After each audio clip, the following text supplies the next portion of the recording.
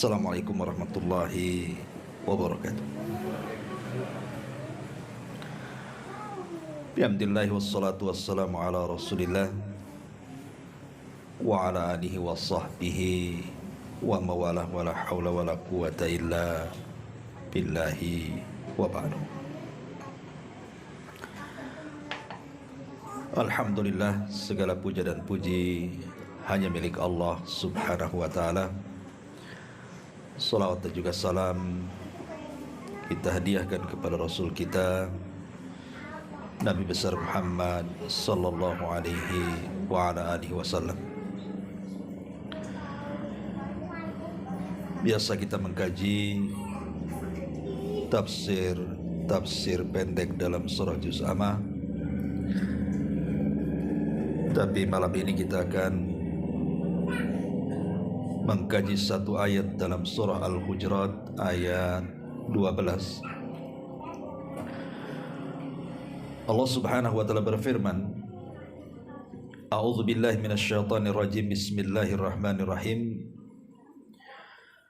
Wa la yaghtab ba'dukum ba'dha. Ayuhibbu ahadukum an ya'kula lahma akhihi maitan fakarihtumu wattaqullaha innallaha tawwabur rahim. Dan janganlah sebagian kalian menggibah sebagian yang lainnya. Apakah salah seorang di antara kalian suka untuk memakan bangkai saudaranya dalam kondisi mati? Tentu kalian tidak akan suka. Karenanya bertakwalah kepada Allah, karena Allah zat yang maha penerima tobat dan maha penyayang. Ayat ini, ma'asyiral muslimin yang dimuliakan Allah Azza wa Jalla, adalah ayat yang sangat menakutkan bagi kita. Satu dosa yang termasuk afatul lisan, ketergelinciran lisan kita yang mengakibatkan kehancuran dunia kita dan akhirat kita. Apa itu? Dosa ghibah. Kenapa saya ingin membahas masalah ini? Walaupun ini masalah sederhana, banyak para ustadz membahasnya, tapi tidak mengapa, karena hampir di antara kita tidak lepas daripada ghibah. Saya, Anda, terutama ibu-ibu, sadar ataupun tidak, terkadang kita ghibah, membicarakan keburukan orang lain. Sebelum saya jabarkan, ada satu riwayat yang dihasankan oleh Syekh Nasiruddin Al-Albani rahimahullahu ta'ala dari Anas ibn Malik radhiyallahu anhu. Kebiasaan orang Arab apabila melakukan safar, maka mereka akan membantu satu dengan yang lainnya. Satu hari Nabi SAW, Umar dan Abu Bakar Siddiq radhiyallahu anhuma safar dan membawa dua orang budak. Kemudian ketika kelelahan, maka kemudian semua tertidur. Ketika itu Abu Bakar dan Umar terbangun. Kemudian salah satu keduanya mengatakan kepada pembantunya, budaknya, karena ketika itu belum bangun budaknya, maka keduanya mengatakan, innahu lana'u, sesungguhnya pembantu ini tukang tidur, suka tidur atau tukang tidur. Bangunkan dia, suruh datang kepada Nabi SAW untuk meminta makanan yang kita akan makan sebagai bekal di perjalanan. Akhirnya kemudian pembantu itu bangun, kemudian datang kepada Nabi SAW meminta makanan. Kata Nabi SAW, katakan kepada Abu Bakar dan Umar, keduanya sudah makan. Akhirnya kemudian orang Arab Badui ini menjumpai Abu Bakar dan Umar mengatakan, kata Rasul, kalian berdua sudah makan. Abu Bakar dan Umar heran karena belum makan masalahnya. Kenapa Rasul mengatakan sudah makan? Pasti ada masalah nih. Akhirnya kemudian Abu Bakar dan Umar pun datang kepada Rasul dan mengatakan, wallahi ya Rasulullah, ma akalna syai'a. Rasul, kami belum makan. Kenapa kau katakan kepada pembantuku sudah makan? Kata Rasul, bahkan kalian sudah makan. Maka keduanya mengatakan bersumpah, wallahi ma akalna ya Rasulullah, demi Allah kami belum makan. Maka Rasulullah SAW mengatakan, bahkan kalian sudah memakan bangkai saudara kalian. Maka Abu Bakar mengatakan, kalau baru sadar dia, dan mengatakan, ya Rasul, kalau begitu maafkan kami. Kata Rasul, tidak, bahkan kalian berdua harus minta maaf kepada pembantu kalian. Bayangkan hanya ucapan keduanya kepada pembantunya, si tukang tidur, sudah dianggap ghibah. Kenapa? Karena dia tidur, tidak tahu. Kalau hanya ucapan si tukang tidur dan orang yang sedang tidur, dan memang dia tukang tidur, Nabi SAW marah kepada keduanya dan mengatakan, mintalah ampun kepada budak kalian, karena kalian sudah menggibahnya dan kalian memakan bangkainya. Bagaimana hari ini yang majlis-majlis kita ini kadang-kadang dipenuhi dengan ghibah, terutama majlis mama, ghibah saja itu, dari awal majlis sampai akhir majlis.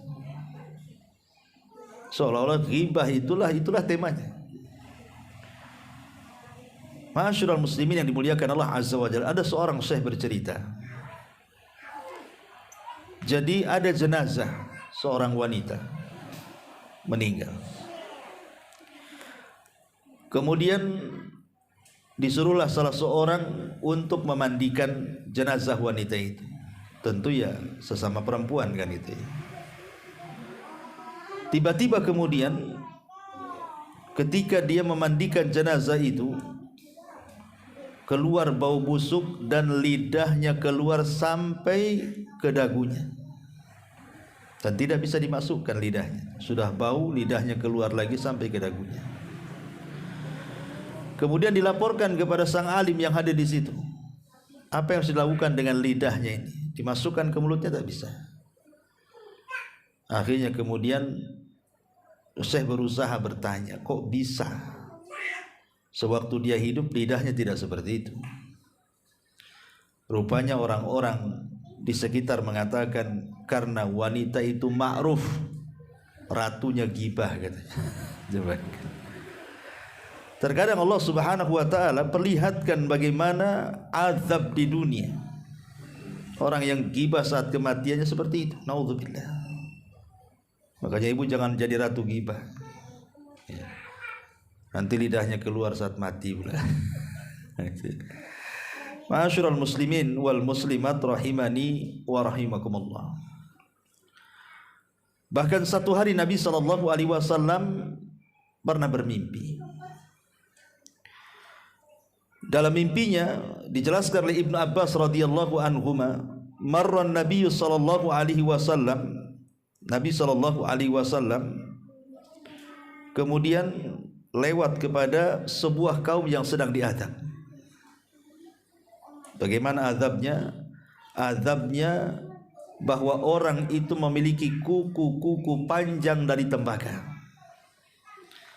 kemudian mencakar-cakar wajahnya sampai terkelupas daging dari tulangnya. Menakutkan dan mengerikan. Kemudian Nabi SAW mengatakan, mahadzan, kepada Jibril, siapa orang ini? Kenapa dia diazab seperti itu? Maka Nabi SAW mengatakan, itulah orang yang ketika di dunia suka menggibah. Maka itulah azabnya, mereka mencakar-cakar muka-muka mereka sehingga terkelupas daging dari tulangnya.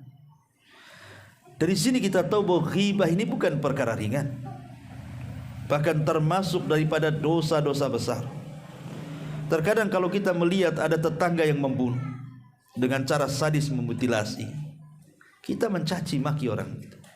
Sadis sekali dia, jahat sekali dia, bengis sekali dia. Tapi ketika mungkin istri antum sedang menggibah orang lain, antum diam saja. Bukankah dosa ghibah dengan membunuh sama saja? Sama-sama dosa besar. Makanya Imam Zahabi rahimahullah dalam kitabnya Al-Kabair memasukkan ghibah itu termasuk minal kabair, dosa besar. Apa bedanya? Itu dosa besar. Dosa besar yang kadang-kadang kita tidak tahu itu dosa besar. Dosa yang tidak sadar orang sedang melakukan dosa besar itu ya ghibah itu. Ghibah itu tidak mesti dengan ucapan. Ghibah itu bisa dengan rumus, dengan isyarat, walaupun tidak ngomong. Kalau dalam rangka merendahkan orang lain, seperti yang terjadi kepada Aisyah Ummul Mukminin radhiyallahu anha, dia cemburu dengan Safiyah madunya. Karena Safiyah itu cantik, masalahnya pendek. Aisyah merasa tinggi. Kemudian dia mengisyaratkan dengan tangannya, ya Rasul hasbuka an Safiyata kada wa kada. Rasul, cukuplah Safiyah begini-begini. Hanya mengisyaratkan tangannya, Safiyah itu pendek, aku tinggi loh. Tapi tidak ngomong, hanya mengisyaratkan dengan tangannya. Tapi Nabi SAW menganggap itu ghibah dan mengatakan kepada Aisyah radhiyallahu anha, ya Aish, laqad qulti kalimatan law mujizat bihal bahru lamazazathu. Wahai Aisyah, engkau sudah mengucapkan satu kalimat yang kalau satu kalimat itu dilempar kepada seluruh air lautan, niscaya akan mencemari seluruh air lautan. Padahal satu kota Batam, kalau seandainya melempar sampah ke lautan, belum tentu satu lautan itu tercemari. Ya mungkin laut sekitar Batam saja yang tercemari. Tapi satu kalimat ghibah bisa mencemari seluruh air lautan. Dahsyatnya itu akan dosa ghibah itu. Sufyan Ats-Tsauri rahimahullahu taala ketika menyebutkan persoalan ghibah dalam Al-Qur'an, ghibah di dalam Quran itu disebutkan 3 macam. Ya. Ada dalam bentuk ghibah, ada dalam bentuk dusta, dan ada yang dalam bentuk al-ifku. Apa itu? Pertama, ghibah ma'ruf. Ghibah itu menyebutkan saudara kita dari keburukannya yang kalau dia dengar dia tidak suka. Kita menyebutkan sesuatu tentang saudara kita dan umumnya biasanya keburukan. Kalau dia dengar dia nggak suka, itulah ghibah.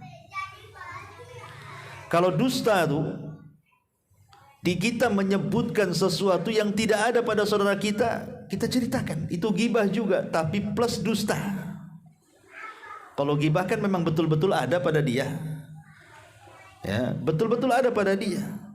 Seperti tadi kisahnya Abu Bakar kan, memang budaknya itu tukang tidur, sehingga kemudian dikatakan fa innahu lanaum, orang itu tukang tidur. Memang betul tukang tidur kan, tapi itu dianggap ghibah. Ghibah itu menceritakan sesuatu yang memang ada pada dia, tapi kalau dia dengar gak suka, itu namanya ghibah. Tapi ada yang ghibah plus dusta. Kita menceritakan orang lain padahal tidak ada pada diri dia, kita ceritakan pada orang. Itu 2 kuadrat tuh dosanya. Ghibah, dusta lagi dalamnya. Ada namanya al-ifku, ini parah lagi. Kita mendengar berita dari orang, belum di cross check sudah diceritakan sama orang. Itu namanya kabar berita dusta. Makanya Rasul mengatakan kafa bil mar'i ithman an yuhadditsa bikulli ma sami. Cukuplah orang itu melakukan dosa kalau menceritakan setiap yang didengar. Jangan menceritakan sesuatu yang didengar. Pastikan dulu berita itu. Kalau bahasa sekarang ini nyebar hoax antum itu. Sekarang ini lagi tren nih hoax nih kan, ini kan tahun politik masalahnya. Sebar hoax sana sini untuk menjatuhkan lawan politiknya, maka dibuat berita-berita macam-macam, difitnah dengan segala macam supaya dia yang terpilih lawan politiknya jatuh. Ini bahaya. Itu namanya ghibah kuadrat namanya, kawan. Kenapa? karena korbannya satu masyarakat Indonesia, bahkan dunia lagi itu. Dan satu dua tuh. Gimana tobatnya? Masyaallah muslimin yang dimuliakan Allah Subhanahu wa taala. Taib. Apa sih penyebab ghibah itu? Yang pertama dhaful iman. Karena iman yang lemah. Kalau iman kuat itu, insya Allah orang itu tidak akan ghibah. Karena takut kalau seandainya dia ghibah, ada balasannya di dunia dan akhirat. Karena ada kaidah yang mengatakan kama tadinu tudan. Sebagaimana engkau menggibah orang, nanti Allah kirim orang yang menggibah kita. Orang yang kuat iman insya Allah dia tidak akan menggibah. Yang lemah iman itulah yang suka gibah. Yang kedua, berkawan dengan orang yang tukang gibah, kawan yang buruk. Makanya Bu hati-hati, jangan berkawan dengan ratu gibah. Ibu jadi ratunya kedua nanti. Dan suami akan ditanya, antum akan ditanya. Jangan salah, antum akan ditanya di hadapan Allah. Soal istri antum berkawan dengan siapa, makanya antum harus cerewet. Kalau tahu teman istri antum tukang gibah, antum larang. Jangan kau pergi ke sana. Kau pergi tanpa dosa, pulang berdosa gitu. Larang, karena akan ditanya tuh. Ini enggak, antum pula malah sengaja tuh ngompori.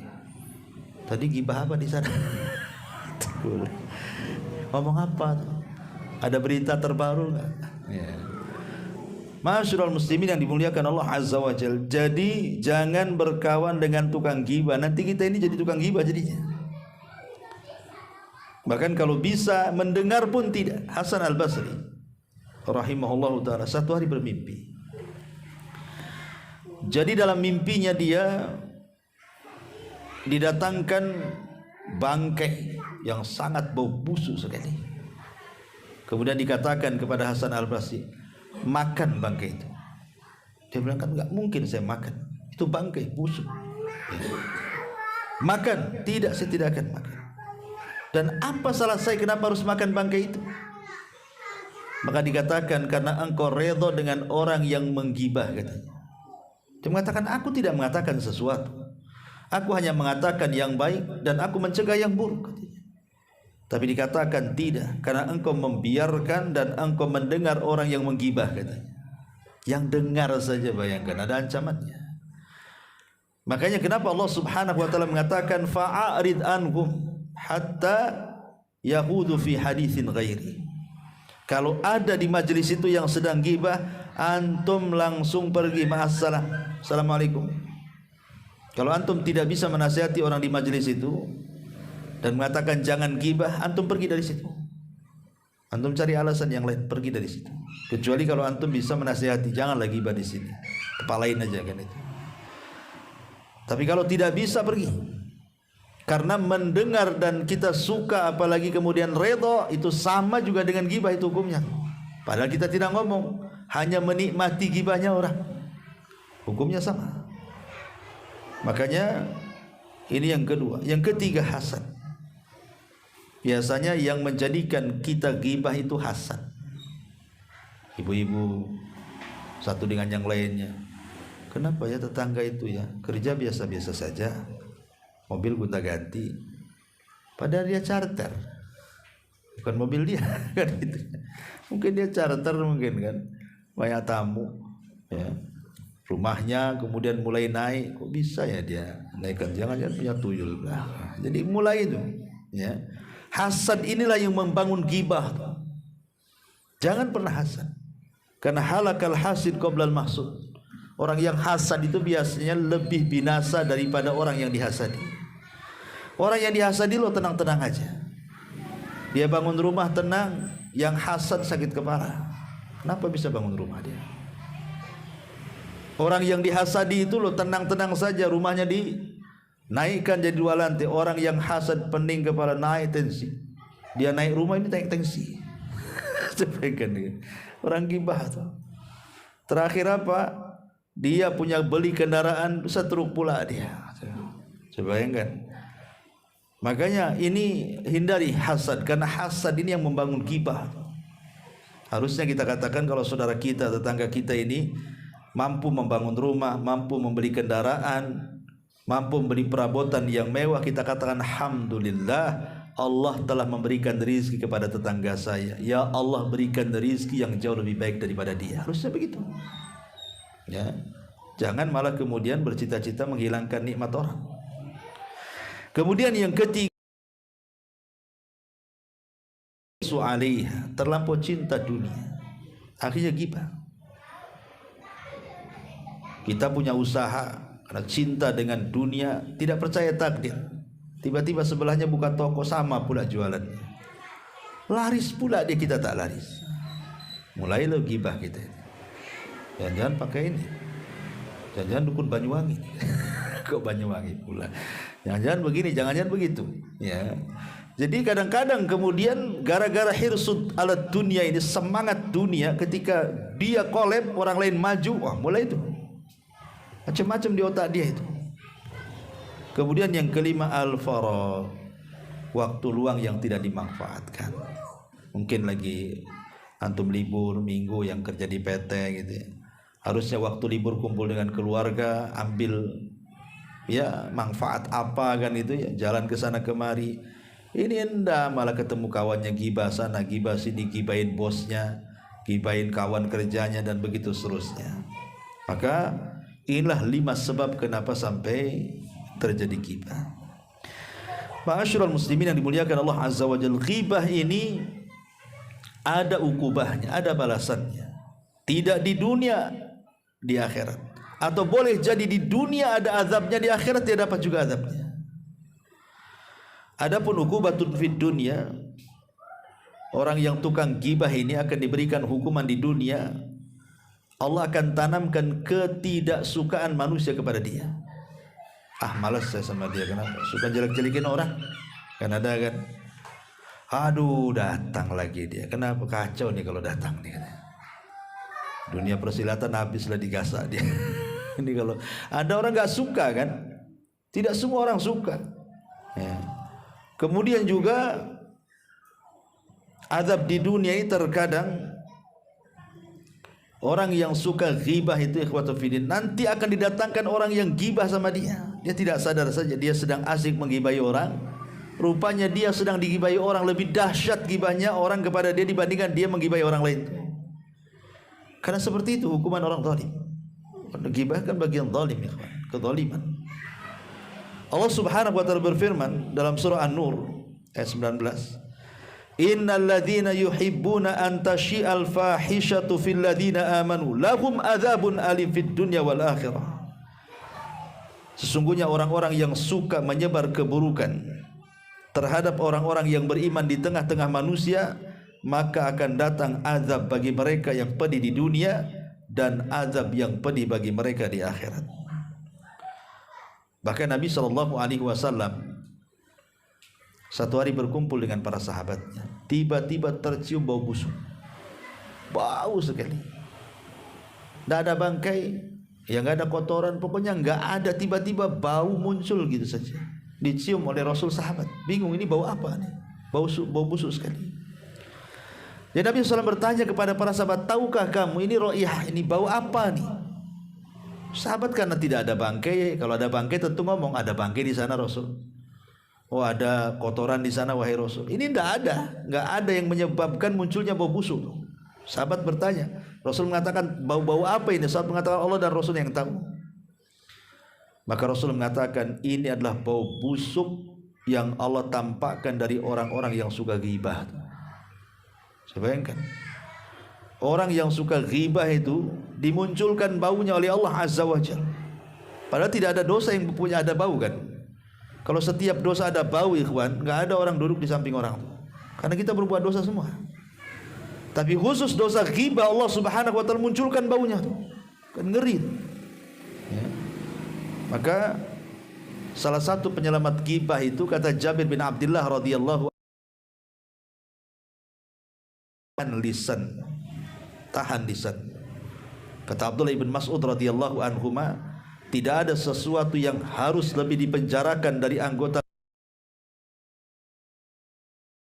dari dosanya. Ya.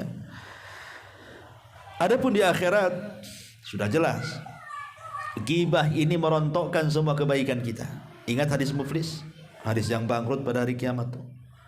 Dia datang kepada Allah membawa pahala solat, pahala puasa, pahala zakat, semua pahala dia borong. Tapi satu sisi dia ghibai orang. Dia menghina orang, mencaci maki orang, memfitnah orang, membunuh orang, mengambil harta orang, dan begitu seterusnya. Akhirnya dihadapkanlah di kantor itu. Tunggu dulu, enak aja kau masuk surga. Dulu kau ghibai saya kan? Mana pahalamu? Akhirnya dikasih pahalanya. Artinya orang yang tukang ghibah itu dia sedang membagi-bagikan pahala.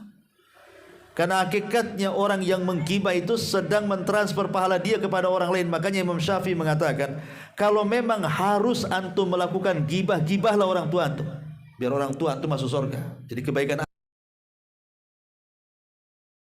gibah, gibahi orang tua sajalah, biar pahala kita ditransfer ke orang tua. Ya, tapi gibah itu tidak boleh, karena pahala kita akan hancur di hadapan Allah Azza wa Jalla. Bahkan satu hari Rasul lewat di kuburan. Di kuburan. Tiba-tiba Rasul mendengar ada dua kuburan yang sedang menjerit-jerit. Sahabat gak dengar, ini khusus Nabi. Mampu diperdengarkan Allah, ada dua sahabat yang sedang diadab dalam kuburannya. Maka Rasul mengambil pelepah kurma, kemudian dibeset jadi dua dan ditancapkan di dua kuburan itu. Kata Rasul, mudah-mudahan meringankan azab keduanya selama belum kering. Kemudian Rasul mengatakan, tahukah kamu dosa keduanya apa? Katanya. Sahabat mengatakan, Allah dan Rasulnya yang tahu. Kata Rasul, ini yang satu, ini kalau kencing gak pernah cebok tuh. Itu paling banyak tuh anak-anak muda tuh. Udah kebelet kencing di jalan, warwer-warwer, langsung sleting, tutup, pergi. Nggak ada kalau di pinggir jalan, atau bisa istijmar, ya, atau ada tisu lah kan gitu ya, ambil tisu kalau memang nggak ada apa-apa. Kemudian yang kedua, adapun yang satunya, karena ini tukang gibah nih, dalam riwayat tukang adu domba. Ya, lihat, menjadikan di dunia sengsara, di kuburan diazab, di akhirat pula jelas-jelas dia habis kebaikannya. Kan ngeri nih orang gibah ini. Hampir di tiga tempat dia mendapatkan azab, di dunia, di kubur, dan di akhirat. Belum lagi di neraka nanti. Ya. Jadi dosa ghibah ini ngeri sampai Allah mengatakan wailun likulli humazati lumazah. Bayangkan diancam dengan wail. Wail itu kan satu lembah dalam jahanam yang sangat dalam, yang sangat busuk, yang sangat mengerikan, dan nanah dan darah masuk ke lembah itu. Sampai diancam lembah bagi orang yang humazatil lumazah. Humazatil lumazah, humazah lumazah sudah saya jelaskan, dua-duanya ghibah. Satu, ghibah dengan memperagakan visi orang lain. Pamannya ada orang pincang jalan, antum pula niru-niru dia pincang. Ini ghibah, tidak boleh. Ada tetangga mempunyai picak sebelah, antum pula niru-niru dia. Ngapain antum niru-niru orang picak? Nanti picak duluan baru tahu. Gitu ya. Itu ghibah, padahal dia nggak ngomong, hanya niru-niru gerakan orang, tapi dalam rangka merendahkan tuh. Ataupun langsung dengan ucapan lagi. Nah, ini kan bahaya. Itulah disebut humazah lumazah. Ma'asyiral muslimin yang dimuliakan Allah Subhanahu wa taala, maka dari sini apa solusi supaya kita jangan terjerumus kepada dosa ghibah ini? Pertama tadi saya sudah jelaskan, jaga lisan. Jaga lisan. Ini tahun politik, jaga lisan. Berdoa sajalah kita dapat pemimpin yang baik. Tidak perlu menjatuhkan satu dengan lain. Apa urusan antum? Emang kalau yang menang paslon ini antum kaya? Tetap aja antum kayak gini hidupnya. Nggak ada yang berubah.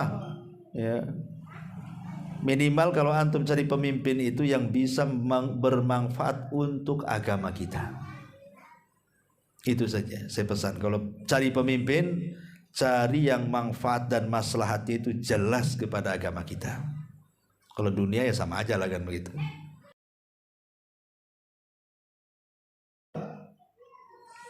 Kata para ulama, berusaha untuk at-taubatan nasuha.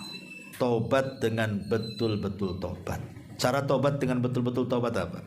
Datang kepada orang yang antum gibahi, minta maaf. Tapi kalau seandainya orang yang digibahi itu, kalau kita terus terang kemudian dia akan mendatangkan keburukan kepada kita, ulama mengatakan tidak perlu. Jadi mamanya kalau orangnya berakal nih, yang kita gibah berakal orangnya. Kalau kita datang insya Allah dia maafkan. Datang, minta maaf. Tapi ada tipe-tipe orang gak berakal kan? Ya kita sudah salah memang, tapi orang yang digibah itu kadang-kadang gak terima. Akhirnya gara-gara kita terus terang dia menggibahi dia, akhirnya dia emosi, akhirnya memutus silaturahim dengan kita. Tidak mau negor dengan kita, akhirnya pindah rumah pula kan gitu kan. Kan madaratnya lebih besar tuh.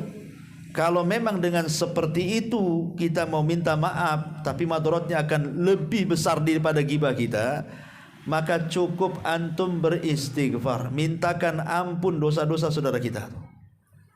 Kita beristighfar dan kita minta dosa dia juga diampuni. Yang kedua, yang tadinya kita memburu-burukan dia, kita ngomong baik tentang dia.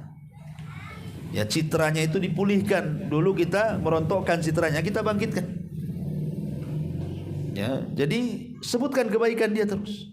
Terus minta kepada Allah Azza wa Jalla. Tapi kalau dia memang orang berakal, terus datang. Minta maafnya, minta maafnya, minta maafnya.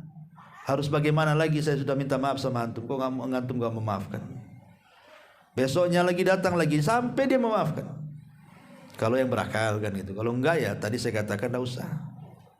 Takutnya kemudian kalau kita terus terang malah pula dia malah menghajar kita. Ya. Jadi ini yang kedua, taubatan nasuha. Kemudian yang ketiga, perbanyak istighfar. Lisan kita banyak istighfar untuk menggantikan berapa banyak kita melakukan gibah, maka sebanyak pula itu antum istighfar. Karena Rasul mengatakan wa'at bi'is sayyi'atal hasanata tamhuha. Ikutilah perbuatan burukmu dengan kebaikan. Kalau kita gibah 1 jam, istighfar 1 jam. Gibah dari pagi sampai sore, istighfar dari pagi sampai sore. Imbangi itu istighfar dengan gibahnya. Kemudian juga kalau bisa an yatadzakkar uqubatal ghibah wan namimah indallahi azza wajalla. Cobalah sebelum kita ini gibah itu, ingatlah bahwa gibah itu tadi mendatangkan kesengsaraan dunia, kuburan, akhirat, neraka, supaya tidak jadi. Ya, enggak jadi gibah. Kalau sudah ingat dosa, ingat ancaman kan, mikir dia 2 kali. Kemudian juga hindari jangan lama-lama berkumpul dengan manusia, seperlunya saja. Kalau memang urusan kita sudah selesai, sudah pulang. Ibu nih ada undangan arisan, sudah dikocok siapa pemenangnya, sudahlah balik. Ya, ngapain pula lama-lama di situ? Awalnya ngocok-ngocok itu kan, nomor terakhir ngocok-ngocok tetangganya. Nah, mulai itu dikocok-kocok tetangganya. Ini kan mulai gibah tuh. Ya. Kadang-kadang ibu ini mungkin kalau laki-laki jarang ya gibahnya lebih parah laki-laki sih. Cuman maksudnya yang banyak gibah itu perempuan yang aneh emang. Dia selalu komentar. Ini ada orang jalan nih. Kita kan biasa saja lewat orang jalan kan. Ada orang jalan depan kita nggak kenal atau apa. Mungkin laki-laki itu nggak peduli. Jalan kayak apa nggak peduli. Tapi kalau ibu-ibu itu peduli tuh. Peduli mereka. Udah jalan. Apa dia jalan kayak gitu? Terserah dia lah jalan dia kayak gitu. Kenapa kurang dikomentari? Kan gibah tuh. Kok orang itu aneh rambutnya? Lah ngapain pula komentar rambut orang? Gak cocok lah. Kenapa kok bajunya hitam pula? Udah hitam pula bajunya katanya. Gak nampak lah katanya. Janganlah Bu. Jadi jangan suka komentar orang jalan. Biarkan orang jalan itu. Nanti ibu kalau jalan dikomentari orang kan gak suka juga. Jadi kadang-kadang gibah ini sesuatu yang tidak sadar kita. Padahal kita sedang melakukan dosa besar itu. Awalnya duduk-duduk tak punya dosa, komentari orang jadi punya dosa jadinya. Loh kalau seandainya kita kenal orang yang komentari itu, bisa kita datang ke rumahnya. Loh orang gak kenal kita komentari, kemudian kita mau minta maaf kemana kita rumahnya gak tahu. Nah, ini kan bahaya namanya. Sementara kita ini mudah lupa. Minggu kemarin gibah, kita hari ini lupa apakah sudah gibah atau enggak. Itu masalahnya. Makanya jangan kalau sudah selesai urusan pergi. Ya. Saya tuh punya guru namanya Syekh Muhammad Said di Yaman tuh. Masya Allah, dia turunan Habib. Ya, bahasa kita turunan Nabi lah di sana itu. Syekh Muhammad Said Al-Adni. Itu istrinya terkenal tuh. Sangat baik akhlaknya. Salah satunya apa? Tidak suka kumpul dengan majelis akhwat. Kalau ada yang mulai ngomong gibah, langsung cabut. Ya, kayak gitu Bu. Kalau sudah mulai ngomongin orang tuh, langsung pergi Bu. Tinggalkan dia, biar dia gibah sama karpet aja tuh. Ya kan? Dia gibah sendirian. Jangan ada lawan. Ya, jadi ini juga yang harus dipahami. Kemudian juga selain daripada itu istish'ar bi muraqabatillah. Hadirkan muraqabah bahwa setiap ucapan kita itulah dicatat raqib dan atid. Bukan kalau yang mengatakan mayalfidu min qaulin illa ladaihi raqibun atid. Tidaklah satu lafaz yang kita keluarkan kecuali dicatat raqib dan atid. Raqib dan atid itu akan mencatat semua perkataan kita yang mengandung dosa, semua perkataan kita yang mengandung pahala, atau semua perkataan kita yang tidak mengandung dua-duanya. Tetap dicatat. Jangan salah. Tidak ada yang tersisa kecuali dicatat. Walaupun di akhirat yang dihisab itu yang mengandung dosa ataupun pahala saja, tapi semua akan dicatat tuh. Karena sebagai bentuk pertanggungjawaban di hadapan Allah Azza wa Jalla.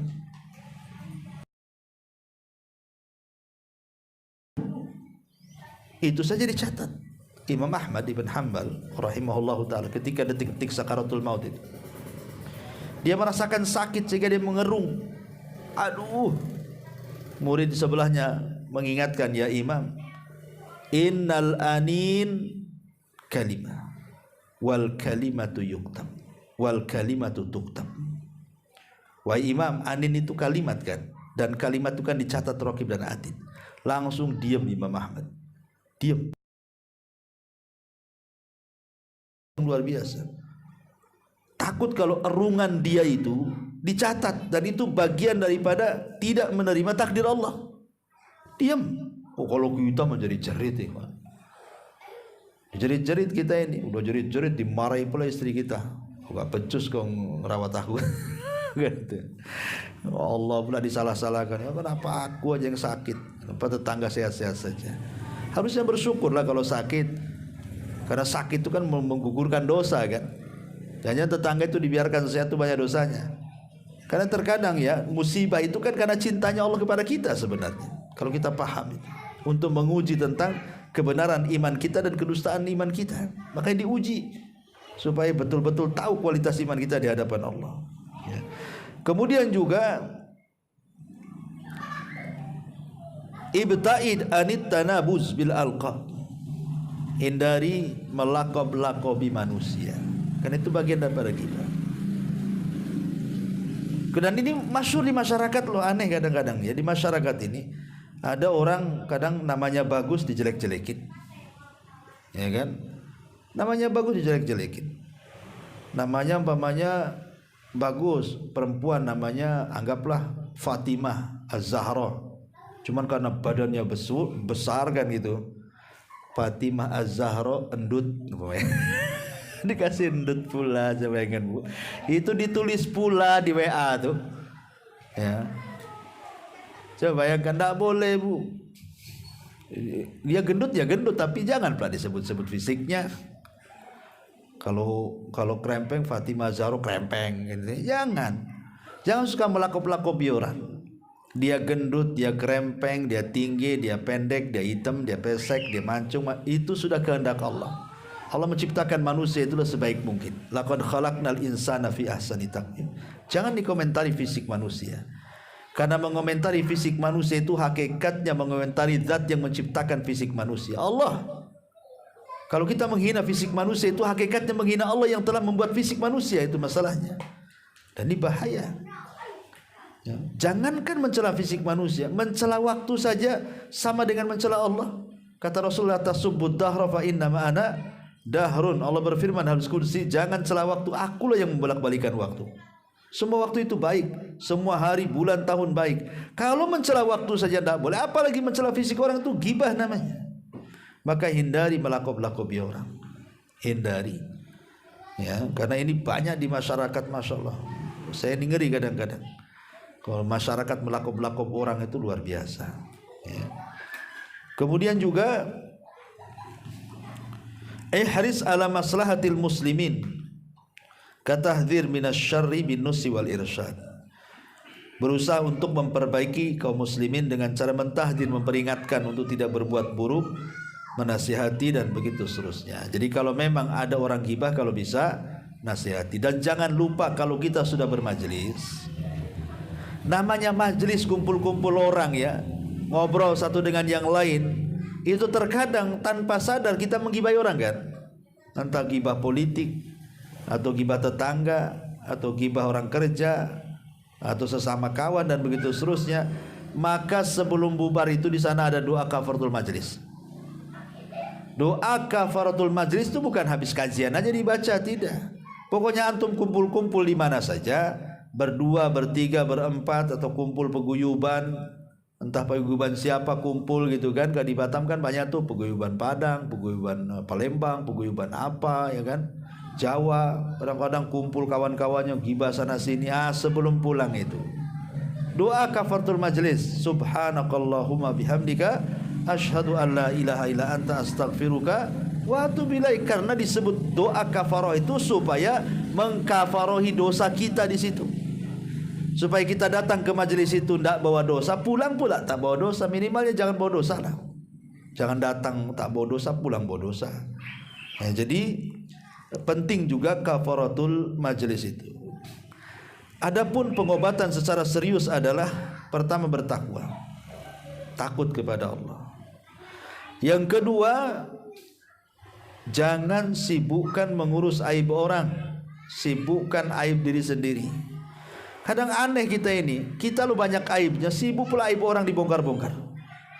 Ikhwan, Allah subhanahu wa ta'ala memuliakan kita itu karena Allah nutup aib kita. Kalau aib kita sampai terbongkar, habis kita. Lah salah satu membongkar aib sendiri adalah ketika kita membongkar aib orang tuh. Karena Allah yang mengatakan man satara musliman satarahullahu yaumal qiyamah.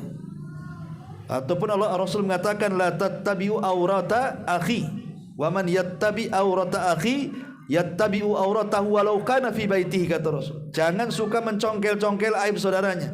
Nanti Allah congkel aib walaupun dalam rumah. Makanya hati-hati. Kemudian muhasabatun nafsi, berusaha muhasabah, introspeksi ya. Sudah terlampau banyak dosa, janganlah ditambah lagi dosa. Dosa banyak, gibah lagi banyak lagi dosa. Kemudian mudawamatu dzikrillah, daripada kita gibah perbanyak zikir saja, itu jelas pahalanya. Kemudian yang kelima luzumul bait. Sudahlah kalau bagi mama itu jangan banyak bergaul dengan orang. Ya, tinggal aja di rumah. Kalau memang harus keluar, harus ngobrol, harus apa, kalau mendesak-desak saja. Kalau enggak di rumah sajalah. Ya, di rumah, karena kalau sudah banyak bergaul sementara iman kurang, kemudian pula kawan-kawannya buruk, udahlah. Itu sudah turnamen ghibah lah di situ. Ya. Ma'asyiral muslimat yang dimuliakan Allah Azza wa Jalla. Tetapi yang terakhir yang ingin saya bahas adalah boleh seseorang itu ghibah tapi dalam beberapa kondisi saja. Pertama, ya, boleh seseorang ghibah itu kalau kita didolimi. Antum didolimi, maka boleh antum menceritakan ke saya, Ustaz, saya didolimi si A. Jelek sekali dia itu, kenapa dia melakukan ini itu. Kan sama aja menceritakan buruknya orang kan. Tapi antum menceritakan karena antum merasa didolimi, terpaksa harus mencurhat sama orang. Yang kedua, yang dibolehkan ghibah itu adalah ketika mencegah kemungkaran ataupun mencegah maksiat orang. Pamannya saya ngomong, gimana ya kita ngomong Pak RT lah, ini sebelah ini tukang mabok. Kan ngomong dia tukang mabuk kan menjelek-jelekin dia kan. Tapi mungkin dia tukang mabuk dan itu kemungkaran. Boleh dalam rangka mencegah maksiat. Yang ketiga, boleh juga dalam rangka istifta, meminta fatwa di majelis hakim. Pemanya meminta fatwa, ini istri saya Ustadz gini. Kan diceritakan keburukannya, tapi minta fatwa ya untuk supaya kebaikan keluarganya. Kemudian yang keempat, dalam rangka menasihati, mungkin dia ahli bid'ah yang menyesatkan orang gitu ya, ataupun dia orang fasik yang jahat, suka ngerampok dan begitu seterusnya, maka kita boleh menggibai dia untuk menghindarkan orang dari dia. Jangan berkawan dengan dia, sesat kamu. Jangan berkawan dia, jadi maling, itu maling itu dia itu. Gitu ya, boleh ya. Kemudian yang kelima, boleh kita ini menggibahi kalau dalam rangka mencari alamat dan antum tidak bisa membedakan satu dengan yang lain karena banyaknya nama yang sama. Antum nyari nama Pak Udin di perumahan ini, ada 10 pula nama Pak Udin di sini. Pak Udin yang mana? Banyak kali di sini Pak Udin. Itu loh yang pesek. Kata paksa lah kita harus kasih tahu kan, supaya tahu, oh yang pesek itu Udin pesek itu situ, kan. Boleh kalau dalam rangka ta'rif tadi, karena Udinnya banyak pusing jadinya kan, terpaksalah ciri-cirinya dikasih tahu. Nah itu boleh dalam rangka li ta'rif namanya. Li ta'rif itu untuk mengenal ya. Kalau nggak mengenal ya gimana pula kan gitu, kita tidak tahu ya. Ma'asyiral muslimat yang dimuliakan Allah Subhanahu wa taala, ini diantara ghibah-ghibah yang dibolehkan. Tapi secara umum ghibah itu dilarang. Ya, ghibah itu dilarang dan sebisa mungkin, karena ghibah ini kan afatul lisan, hal yang sangat membahayakan dari lisan. Hampir semua orang itu melakukan ghibah. Maka kita berlindung kepada Allah Azza wa Jalla agar lisan kita dijaga untuk tidak menggibah, karena ghibah ini bisa menghancurkan kebaikan kita yang sudah kita kumpulkan dari sholat, puasa, zakat, sedekah dan yang semacamnya. Rugi kalau seandainya amilatun nasibah tasla naran hamiyah. Lelah letih kita beramal saleh, di akhirat habis pahala kita, masuk pula kita neraka. Wallahu a'lam bishawab. Ini yang bisa saya sampaikan. Ya, mudah-mudahan ada manfaatnya. Subhanakallahumma bihamdika asyhadu an la ilaha illa anta astaghfiruka wa atubu ilaik. Allahu ta'ala alam. Assalamualaikum warahmatullahi